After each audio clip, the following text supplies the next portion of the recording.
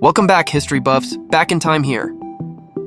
This is the story of Unit 731, a medical research center where real people were used as guinea pigs. For decades, the truth about these twisted experiments was buried and kept hidden from everyone. The world had no clue about the nightmare that was going down.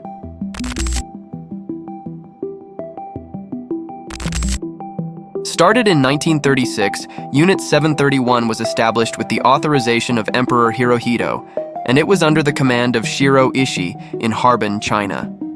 To keep Unit 731's creepy experiments on the down low, Japan went full stealth mode. They called it the Epidemic Prevention and Water Purification Department. They even set up another shady spot in Changchun, but they pretended it was just for animal disease. All this was to keep their messed up research a secret.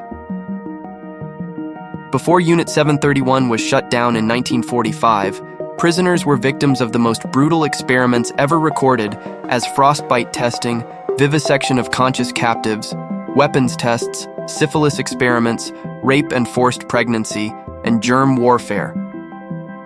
From 1936 to 1945, around 14,000 victims were murdered, and most of them were Chinese. Historians estimate that at least 500,000 people were killed as a direct or indirect result of the biological warfare field tests. When Japan surrendered in August 1945, General Shiro Ishii and his 10,000 workers went into full cover-up mode. They destroyed facilities, killed and buried prisoners, released disease-infected animals, and buried their horrific secrets. However, after World War II, the United States secretly protected the Japanese Army doctors of Unit 731 from prosecution as war criminals. Why? The Cold War was starting, and the US wanted to stay ahead of the Soviets in biological warfare.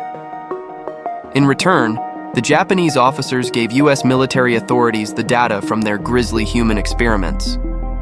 General Douglas MacArthur thought the info from Unit 731 could be a game changer if a future war broke out with the Soviets.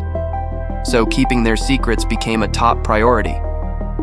This meant that Unit 731's actions stayed out of the Tokyo war crimes trials.